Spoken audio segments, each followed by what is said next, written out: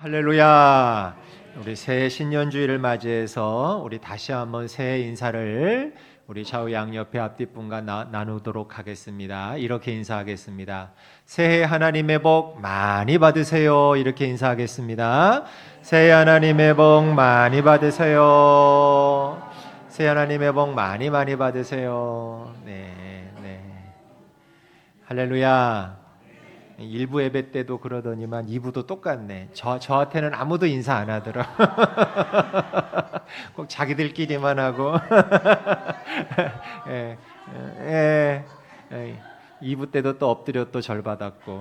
고맙습니다. 어쨌든 뭐 받으면 되지 뭘.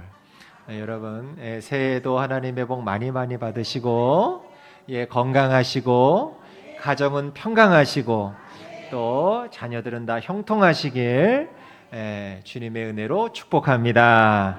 사랑하고 축복합니다. 감사합니다. 자, 우리 신년주일을 맞이해서 오늘 우리 설교를 우리 다 같이 제목을 한번 읽어볼까요? 시작. 보이지 않는 은혜도 있습니다. 이 제목으로 같이 한번 은혜를 나누도록 하겠습니다. 2026년 현재 대한민국은 전 세계 그 어느 나라보다도 제가 볼 땐 더 낮고 훌륭한 복지 지원 체계를 갖추고 그렇게 나가고 있는 게 틀림이 없는 것 같아요. 특별히 코로나 때 이 서민을 위해서, 다 서민이죠, 여기 재벌 없으시죠? 그러니까 다 서민이지 뭐 재벌 아니면. 서민이나 혹은 취약계층 이분들을 위한 다양한 지원들이 정부와 지자체 차원에서 이루어졌습니다. 민생회복 쿠폰, 뭐 재난지원금, 또 하남 같은 경우는 하모니 카드 저도 잘 쓰고 있습니다. 저는 하모니 카드 덕을 아주 잘 본 사람인데 이거 그냥 최대치로 해가지고 제가 제 딸아이 학원비 냈어요. 얼마나 제가 이게 큰 도움을 받았는지 모릅니다. 그런 이제 복지 혜택들이 주어졌고, 또 여러분 그거 아십니까? 우리 청소년 여학생들에게는 생리대를 살 수 있는 돈까지 쿠폰으로 넣어줘요. 이런 데가 없습니다. 이런 나라가. 또 우리 어르신들은 지하철 돈 내고 타셔요? 그냥 타셔요? 이런 나라 없습니다, 여러분. 어느 나라가 그 연세 많으시다고 지하철 공짜로 태워줍니까? 이런 나라 없습니다. 그리고 그거 아십니까? 우리나라는 그 어디 아프면 병원 가서 그 어르신들은 뭐 1,000원만 내고도 나오더라고. 주사 맞고 뭐 하고도 1,000원, 1,500원 맞고 내고 나오고, 뭐 공짜도 있고, 또 뭐 맹장 수술, 뭐 수술이지만 받아도 많이 내야 1, 20만 원 내고 말지만, 여러분 그거 아세요? 미국은요, 맹장 수술 받잖아요. 얼마가 청구되는지 아세요? 2만 달러니까 실감 안 나죠? 2,700만 원이 청구가 돼요. 살 수 있어요, 없어요? 그 잘 산다는 미국이 그래요. 거긴 다리 부러지잖아요. 우리는 바로 그냥 저 하남 정형외과 가서 아이고 의사 선생님 죽겠슈 하고서 가면 아이고 얼마나 아프셨어요 하면서 선생님이 어루만져주고 물리치료해주고 주사 놔주고 하잖아요. 그렇게 하고도 1, 2만 원 내고 나와요. 근데요, 미국은요, 다리 부러지잖아요. 병원을 못 가요. 6개월 있다고 가야 돼. 그 사이에 다 낫겠네. 우리나라가요, 여러분, 참 좋은 나라예요. 그래서 지금은 적어도 쌀이 없어서 굶어 죽는 사람 없어요, 우리나라. 다 쌀도 줘요. 돈이 없어서 주사 못 맞고 치료 못 받아서 죽는 사람 없어요. 이렇게 우리나라가 복지 지원 체계가 어려운 사람들을 위해서, 서민들을 위해서 잘 되어 있어요. 그런데 이 말씀을 왜 드리느냐? 오늘 우리가 읽은 성경에 나오는 룻이 주인공인데, 이 룻이 살았던 이 시대에는, 이게 고대 사회거든요. 이런 지원 제도가 있었을까요? 없었을까요?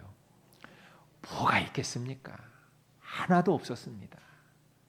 가난한 사람 다 굶어 죽어야 했습니다. 말 그대로. 그 누구도 이런 가난한 서민들을 위한 지원 제도 자체가 없었어요. 유일한 제도가 하나 있었다면 그게 뭔가 하면 바로 이삭 줍기였어요. 이삭 줍기. 이건 뭐냐면 아주 극도로 농부들이 가난했거든요. 이 극빈층 가난한 농부들에게 땅을 소유한 부자 농부들, 그러니까 이제 지주들이겠죠. 그들이 베풀어주는 아주 특별한 조치 중에 하나가 이삭 줍기였다는 거예요. 그러니까 이 농장을 소유한 농장주가 소작을 하는 그 소작 가난한 농민들을 위해서 추수를 하잖아요. 추수를 하면서 어쩔 수 없이 이제 좀 흘리는 이제 이삭들이 있잖아요. 이 이삭들을 주워갈 수 있도록 허락해 주었던 거예요. 그런데 가난해서 굶주린 농부들은 숫자가 너무 많고 흘리는 곡식 이삭 숫자는 양은 너무 적다 보니까 이삭 줍기도 아무나 할 수 있는 게 아니에요. 그 농장 주인이 허락한 사람만 들어가서 겨우 주실 수 있는 그런 일이었다는 거지요. 더군다나 여러분, 이삭을 줍는다는 건 사실은 그야말로 등골이 휘고 등골이 빠지는 중노동 중에 중노동이었어요. 왜? 남들보다 한 알갱이라도 더 주워 담아야 했잖아요. 그러다 보니까 잠시라도 허리를 펼 여유가 없었던 거예요. 그러니까 하루 종일 이 허리를 굽혀서 그 땅에 떨어진 한 알의 이삭이라도 잡기 위해서 그들은 이 중노동을 해야 했던 거예요. 그런데 더 안타까운 건 뭐냐? 그렇게 허리뼈가 부러지도록 이삭을 주운들, 그 주운 이삭, 하루 종일 주운 이삭이 그걸 가지고 빵 한 덩어리 만들까 말까, 그 정도의 양밖에 안 됐다고 해요. 그러니까 이 시대에 살았던 룻과 같은, 룻은 여인이었고 과부였고, 남편이 없었어요. 과부의 여인이었고 이방인이었고 출신도 다른 나라 사람이었거든. 그러니까 이런 여인들은 차라리 도시의 거지보다도 못한 신세였던 거예요. 그런데 보세요. 그에 비하면 출애굽해서 광야를 지날 때 이스라엘 백성들이 광야에서는 오히려 하나님께서 만나를 내려주시잖아요. 이 만나를 내려주신 은혜는 정말로 비교도 되지 않는 풍성한 은혜라고 할 수 있습니다. 하나님께서는 40년 광야 생활 동안 백성들이 굶주리지 아니하도록 아침마다 하늘에서 먹을 수 있는 만나를 내려주셨어요. 그런데 한 가지 원칙을 하나님이 명령하셨는데 그게 뭐냐면 매일 한 사람당 한 오멜. 이 한 오멜이 얼마냐면 지금의 용량으로 따지면 한 2.2리터 정도 된대요. 요거를 거두어 가도록 명령을 하셨어요. 우리 출애굽기 16장 16절을 읽어볼까요? 시작.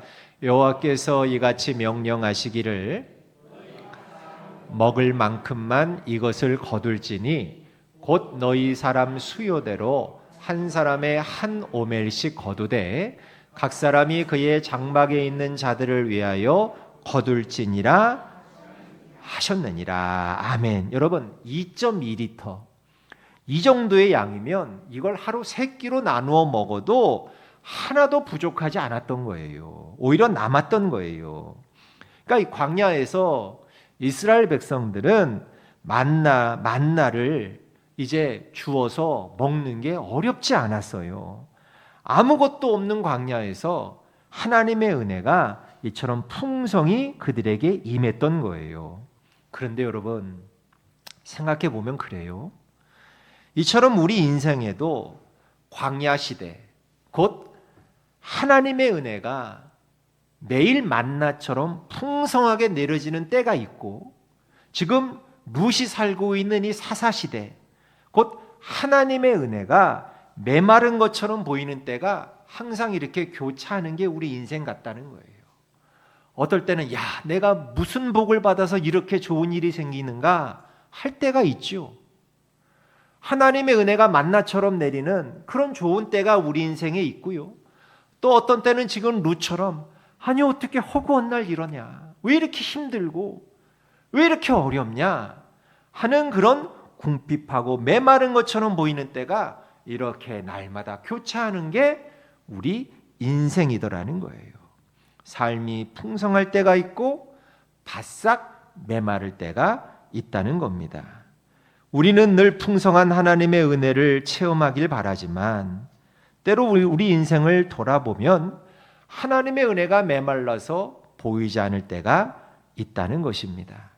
열심히 땀 흘리고 살아도 여전히 고생하고 있고 수고는 끝이 나지 않은 것처럼 보이고 삶의 결실 또한 지극히 작을 때가 있다는 거예요.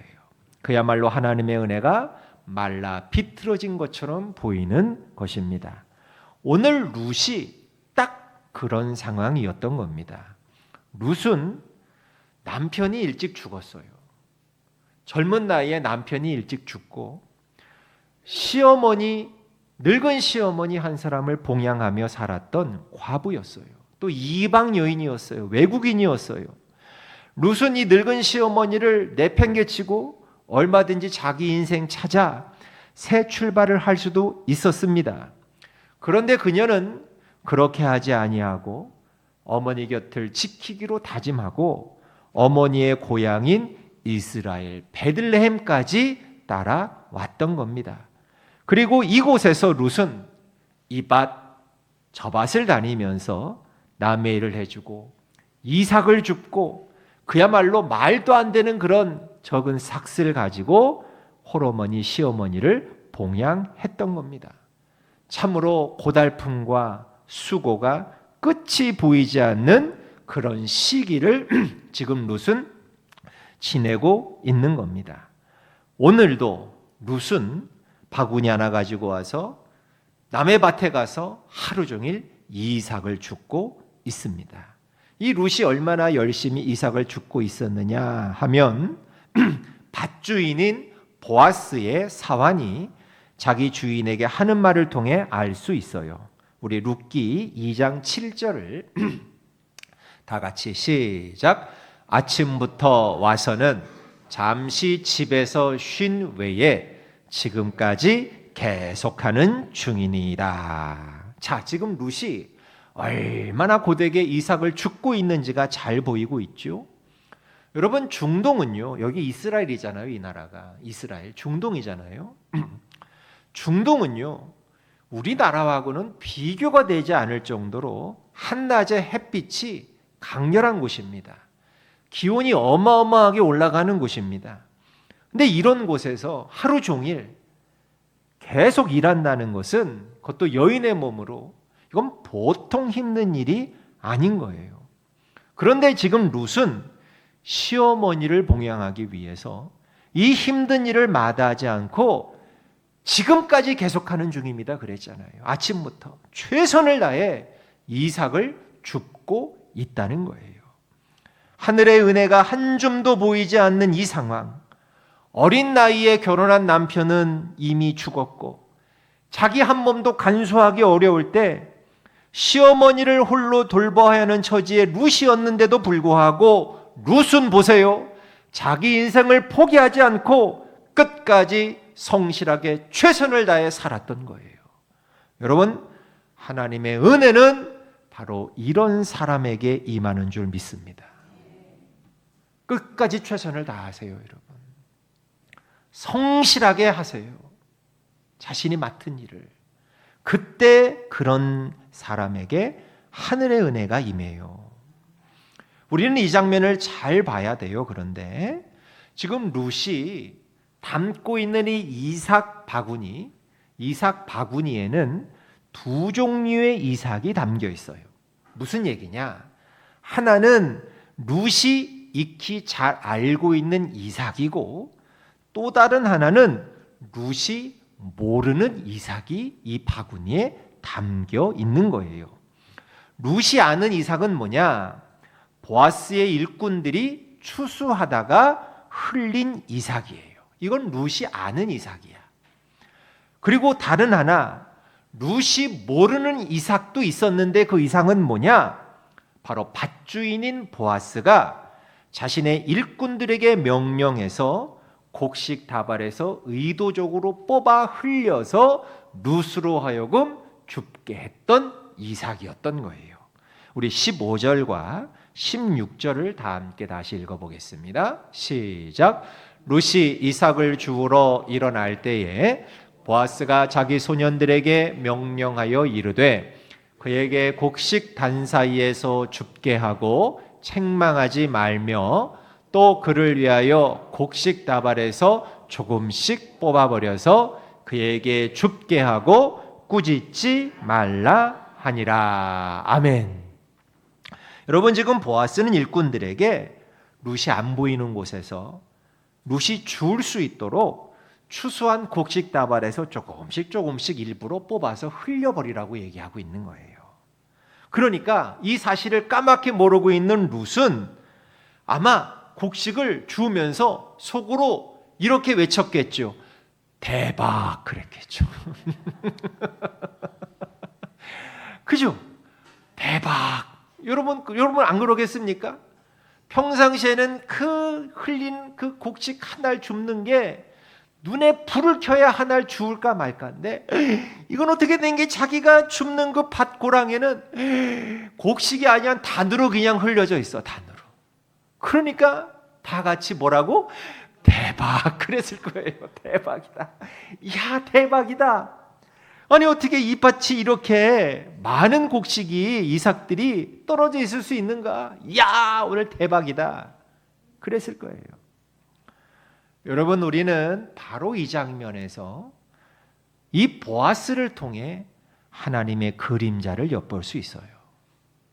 이 룻을 대하는 따뜻한 보아스의 이 마음이 바로 우리를 향한 하나님의 은혜로운 그림자인 거예요. 우리를 향한. 여러분, 하나님은 늘 은혜 가운데 우리를 대해 주셔요. 그런데 우리가 알아야 할 건, 우리가 아는 은혜가 하나님이 우리에게 주신 은혜의 전부가 아니라는 사실이에요. 사람의 눈은요, 육적인 것은 볼 수 있지요. 그렇지만 전부 다 볼 수 있느냐? 그게 아니에요. 여러분, 미생물, 바이러스, 이건 여러분 우리 눈으로 못 봐요. 근데 없어요? 있지요. 현미경으로 보면 분명히 있지요. 근데 눈으로는 못 봐요. 저 멀리 우주에 있는 별들 없나요? 있지요. 우리 눈으로는 못 보지만 분명히 있어요. 천체 망원경으로 보면 분명히 볼 수 있지요. 여러분, 이렇듯 사람이 아는 은혜는, 즉 내가 아는 은혜는 내가 알고 내가 볼 수 있는 은혜가 있지만, 그 반면에 내가 알지 못하고 내가 보지 못했던 은혜도, 하나님의 은혜도 있다는 얘기예요. 내가 아는 은혜가 전부가 아니라는 거예요. 내가 여지껏 알고 있는 은혜가 전부가 아니라는 거예요. 여러분, 지금 룻에게 있어서 이 8절에 지금 하고 있는 보아스의 이 말은 정말 감사하게 느껴질 수 있는 말을 지금 보아스가 룻에게 하고 있는데, 이게 바로 보여지는 은혜예요. 지금 보아스가 룻에게 보여지는 은혜를 지금 베풀고 있는데, 일단 한번 어떤 은혜가 있는지 한번 볼까요? 우리 8절을 다 같이 읽어보겠습니다. 앞에 보시고 8절 8절. 보아스가 룻에게 이르되 내 딸아, 시작. 보아스가 룻에게 이르되 내 딸아 들으라. 이삭을 주우러 다른 밭으로 가지 말며 여기서 떠나지 말고 나의 소녀들과 함께 있으라. 여러분, 룻은 이삭을 줍기 위해서 오늘은 이 밭, 내일은 저 밭 눈치 보며 다녀야 했어요. 밭주인이 허락해야지만 들어가서 이삭을 주울 수 있었어요. 그러니까 룻은 아침에 눈 뜰 때마다 오늘은 저 밭을 가야 되는데, 주인이 허락해야 될 텐데, 그 마음이 얼마나 힘들겠어요. 근데 안 주우면 굶어 죽는데, 안 주울 수는 없는데, 그 밭주인이 허락을 해야지만 주울 수 있으니 얼마나 아침에 눈 뜰 때마다 자신의 처지가 힘들었겠어요. 그런데 보아스가 지금 룻에게 뭐라고 말하고 있어요? 내 딸아, 너 이삭 주스러 다른 밭 가지 마. 여기서 떠나지 마. 나의 소녀들과 내 하녀들과 함께 여기서 이삭 주서. 이 얘기하고 있는 거예요. 눈치 보며 다른 밭 갈 필요 없다는 거예요. 이건 내 밭에서 이삭 주우면서 네 생계 내가 보장해 줄게, 이 얘기를 하고 있는 거예요. 안심하라는 거예요. 여러분, 이건 정말 특별한 은혜입니다. 아무에게나 허락해 주지 않는 특별한 은혜예요. 근데 이것뿐만이 아닙니다. 더욱이 지금 보아스는 남자 하인들에게, 소년이라고 되어 있는데 명령을 내립니다. 무슨 명령 내리느냐? 저 아가씨인 룻을 건드리지 말라고 안전까지 보장해 줍니다. 이건 요즘 말로 하면 직장 내 성희롱 금지 정책을 시행한 거예요. 우리 9절을 다 같이 9절 상반절을 읽어볼까요? 시작.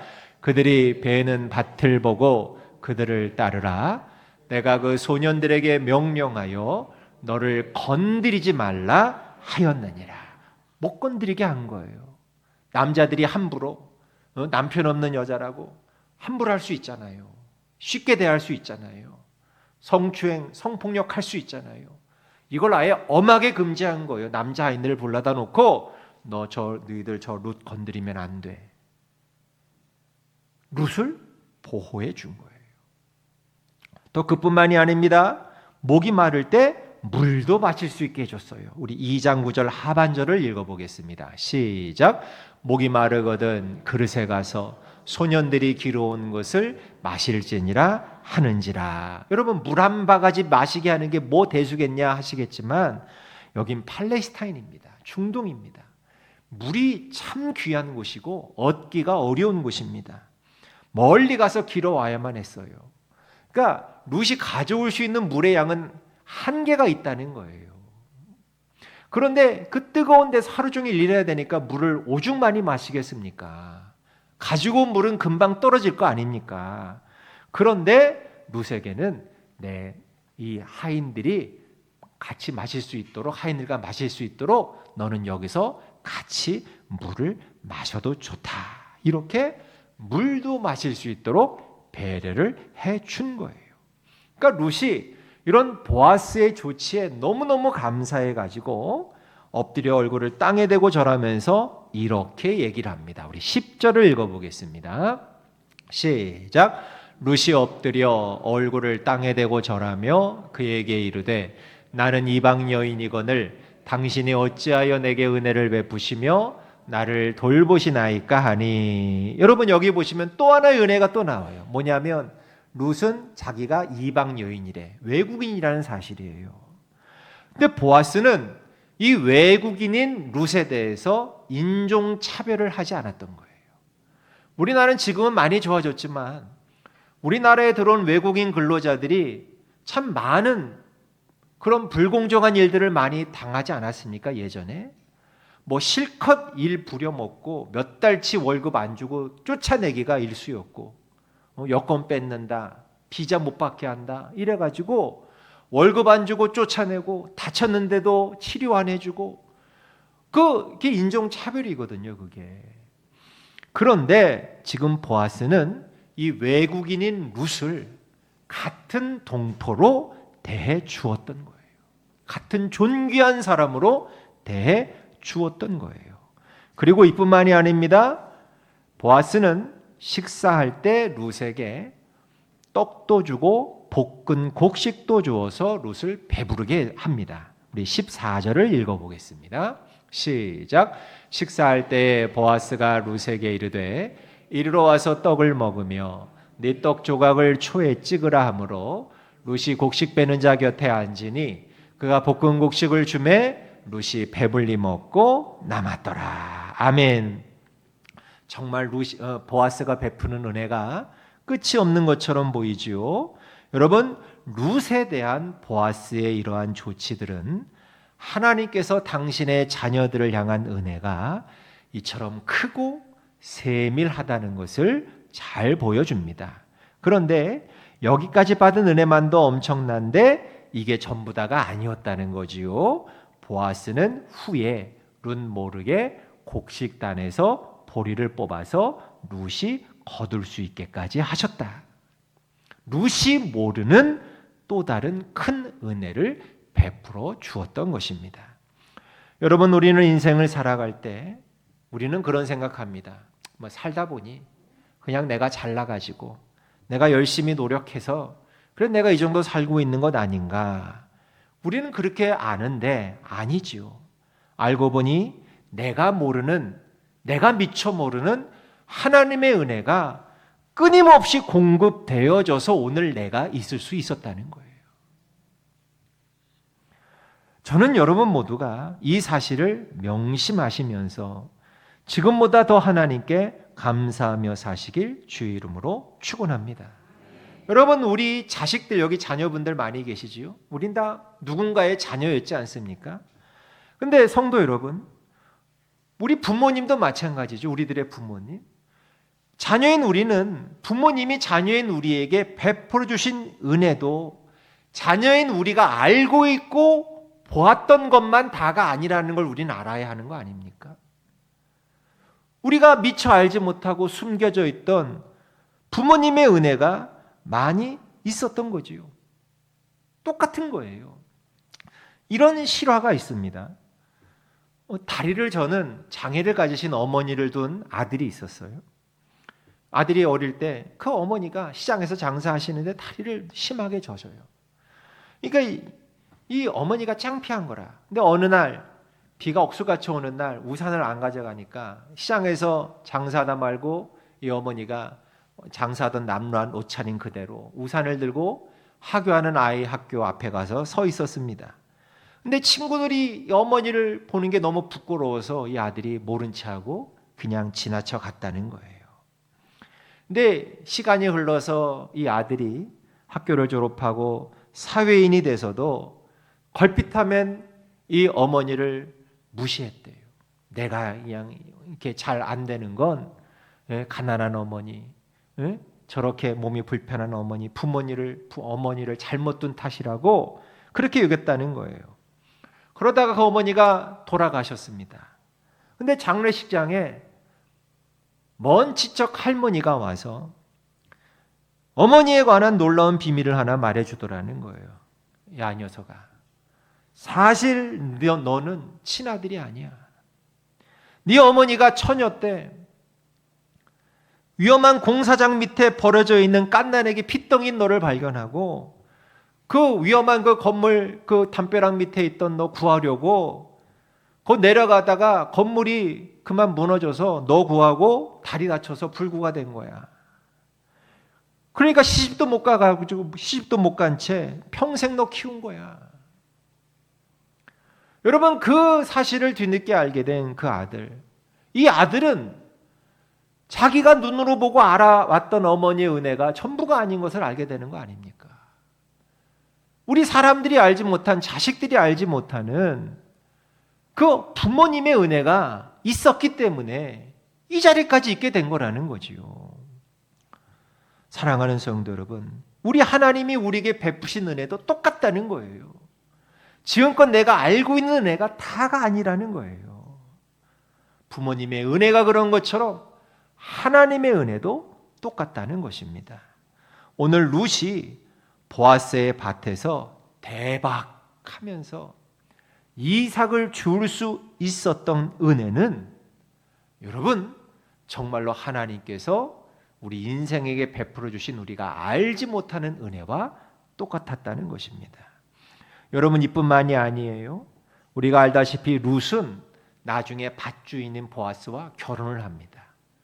결혼해가지고 둘 사이에 아들을 낳는데 아들 이름이 오벳입니다. 오벳이 누구냐? 바로 유명한 다윗의 할아버지입니다. 그리고 다윗 가문에서 나중에 누가 탄생합니까? 예수님이 탄생하게 됩니다. 그러니까 이 룻은 예수님의 조상이 되는 거예요. 이방 여인으로, 남편을 잃은 과부로, 또 가난한 여인이 이런 은혜의 자리에 이룰 수 있었던 것은 모두가 다 하나님의 은혜인 줄 믿습니다. 사랑하는 성도 여러분, 룻기 2장 3절은 이렇게 기록되어 있습니다. 다 같이 시작. 룻이 가서 베는 자를 따라 밭에서 이삭을 줍는데 우연히 엘리멜렉의 친족 보아스에게 속한 밭에 이르렀더라. 여러분, 이게 룻과 보아스가 만나는 첫 번째 장면인데 성경은 우연히 만났다고 기록되어 있지만 여러분, 사람의 눈에 우연이라고 보이는 이 일이 사실은 하나님의 계획과 섭리에서는 필연이었다는 거예요. 여러분, 우리가 주목할 점이 이거예요. 여러분, 믿음이 없으면 우리 삶 가운데 일어나는 모든 일은 다 우연으로 받아들여집니다. 그런데 이런 일이 사실은, 나에게 일어나는 모든 일들이 사실은 하나님의 은혜로운 안배 가운데 이루어진 일이라는 사실을 우리는 알아야 한다는 거예요. 여러분, 여러분이 여기 하남성교회에 앉아 있는 게 우연일까요? 우연이 아닐까요? 여러분, 이건 우연이 아닙니다. 저는 철저히 하나님의 철저한 은혜의 안배가 겹치고 겹쳐서 이 자리에 있다고 확신합니다. 여러분 모두가 우리 교회에 오게 된 일을 곰곰이 생각해 보면 다 우연인 것처럼 보일 때가 있습니다. 그런데 여러분, 나중에 최종 결과를 보면 기가 막히게도 그 하나하나의 일들이 전부 연결되어 있는 하나님의 은혜로운 인도하심인 것을 발견하게 될 줄로 믿습니다. 여러분, 오늘 여러분들의 삶 가운데도 우연으로 비춰 보일 수 있는 일들이 사실은 숨겨진 하나님의 은혜라는 사실을 잊지 마시길 축원합니다. 그러니 여러분은 결코 은혜가 메말라 비틀어져 버린 것 같은 상황에서도 여전히 하나님을 믿고 신뢰하시며 하나님께 감사하시길 바랍니다. 기도의 응답이 없을 때도 감사하세요. 그건 우리가 기도하고 받는 응답이 은혜의 전부가 아닐 수 있기 때문입니다. 응답의 은혜도 있을 수 있고 거절의 은혜도 있을 수 있습니다. 왜요? 하나님이 우리의 기도를 거절하는 것을 통해 다른 은혜를 주실 수도 있기 때문에 그렇습니다. 말씀을 맺겠습니다. 사랑하는 성도 여러분, 룻과 같이 어려운 상황, 곤고한 상황에서도 은혜 주시는 하나님을 기대하시길 축원합니다. 우리가 아는 것, 우리가 보는 것이 전부가 아닙니다. 하나님은 우리가 깨닫지 못하는 보이지 않는 손길로 지금 이 시간에도 일하시는 줄 믿습니다. 분명 우리들의 삶에도 깨닫지 못하는 은혜, 보지 못하는 은혜가 있습니다. 그러니 더욱더 하나님께 감사하고 믿음 가지고 살아가시는 복된 2026년 새해가 되시길 주의 이름으로 간절히 축복합니다.